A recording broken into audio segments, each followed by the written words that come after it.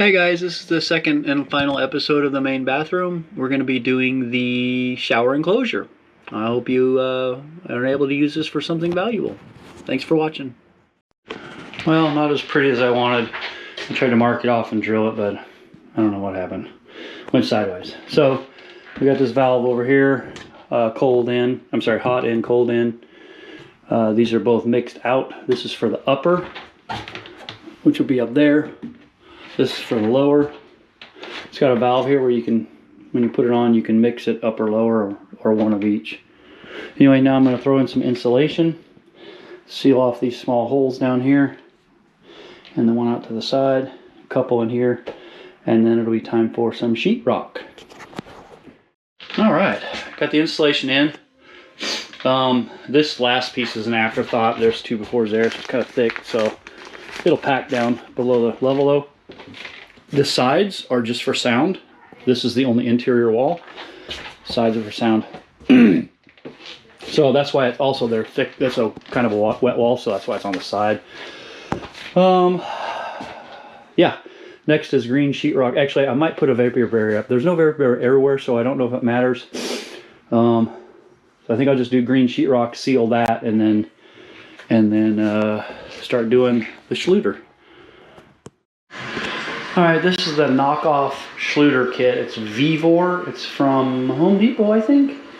It's basically exactly the same. The material looks the same and all that. Even the surrounds and all that. Very similar. Anyhow, we got that in. So we went here around the corner. Full sheet. Here around the corner. And then 4-inch overlap, 4-inch overlap. So we're going to let that dry. And then we'll put the floor in. And then the curb. When we do that, we'll have to do the strips where they join together, so you can have a 4-inch overlap. This stuff here. And there's some specialty items that go around corners and stuff. So we'll do that. So that's where we're at. Yeah. Next step is to put the floor in, the pan, sorry, and the curb. Pan looks like this. We'll have to do some trimming. VEVOR, that's the name of it. It looks exactly like Schluter. So anyway, Schluter is about 3 times more expensive, but they were the originators, so that's who I went with the first time, and then we found this. Well, there we go. There's an update. That next step, floor and curb, and waterproofing those. Right. Well, there you go. The floor pan is in, the curb is in. Next is to do the edges, the 4, and then a little bit up here and over there. And it's tile time. I'll have to put the drain in too when I do the edges, because that would be the last mix of the mortar. All right. All right, we got the waterproofing done now. All the corners, edges, the drains in. Got the doodle up here. Worked out pretty good. If I had to say anything about the VEVOR versus Schluter, as you can see, this is when you just rub it, it feathers out. That stuff breaks loose and it makes it hard. You can see it kind of coagulating. That's the only downside. Everything else seems to be very, very similar. So, in case you were wondering, that's that. So next step is we're going to put the floor in, the pebbles on the ground. So it'll be pebbles, back, sides, front, and then these trim pieces last. All right. Now, I almost forgot. I got all these laid out and placed in and numbered so we can remember where they go. And I started picking them up to put in the other room, and I was like, oh, I need the videotape. Anyway, put them in the other room. 1, 2, 3, 4. Got the 2s marked, so it goes with that one, and then on that side just to kind of help. But yeah, there we go. We're picking them up, fixing to put some mastic down and stick those guys down. So we'll see what we get. He's just off today. All right, so we got them all laid out in here. A little bit of space so we can see better. And we got this guy already in here. So we're going to put some mastic down and get down with a get down. All right. And just like that, mastic down, stuck in, all the little pieces in, It's definitely is nice to have a damp sponge handy, because these things they flop around, and a lot of times you end up with them face down, the floppy parts face down. So you got to clean that off. And it also is nice to keep your spares just in case a gap develops that you didn't see. We had that happen, I think, over here, but it all laid out. It laid out fine. And then also is helpful if you have somebody to help you hand you the stuff. I was showing you this in here. Yeah, empty now. And then one thing I noticed, or I learned, was if you use this flat grout tool to push down on the tiles, it makes them all nice uniform, so when you do end up rubbing them with the sponge, they don't catch, which is going to give you a smoother finish in the end. Yeah, thought I'd let you know. Alright, got the stuff down. It's pretty wet still. We gotta wipe it 3 times, but it'll be pretty easy because it's a small space. Anyway, we'll see how it turns out. Mostly cleaned off, maybe one more light wiping, a little bit over here more, but see, most of the white paint marks are gone, so it'll dry off and be hazy, and then we'll get it back to black.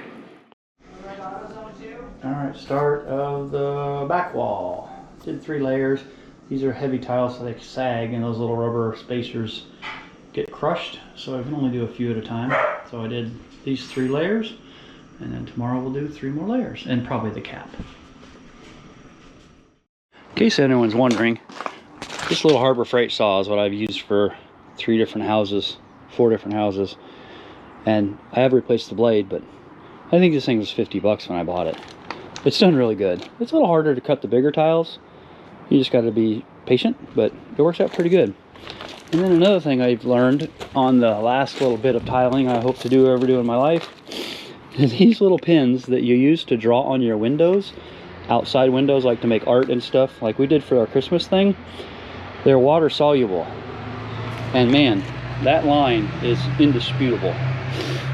It does come off with water, but if you let it dry, the water from this guy doesn't quite get it off all the way. So you can see it the whole time you're cutting, and then you wipe it with the towel to get the water off, and shazam, it's gone.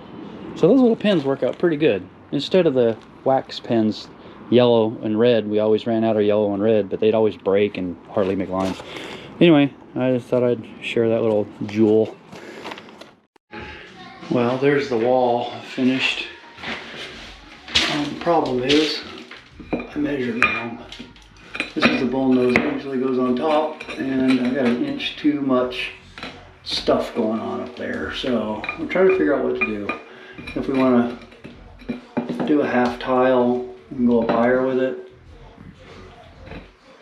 or do another, like a loose rock, the black rocks in here, and then go up here. I'm trying to figure it out.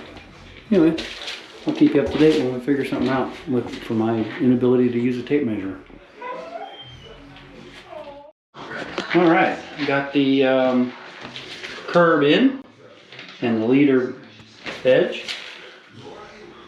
and also got these surrounding noodles on.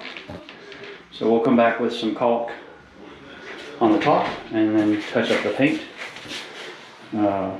there, and then yeah, this is ready. So now the next step is the walls, and we'll run another piece of this black trim on this edge, and then finish around the top. All right, little steps. Quick update, I got that last wall in. We ran out of tile, had to special order another box. I was 7 tiles short. So the next step is going to be grout.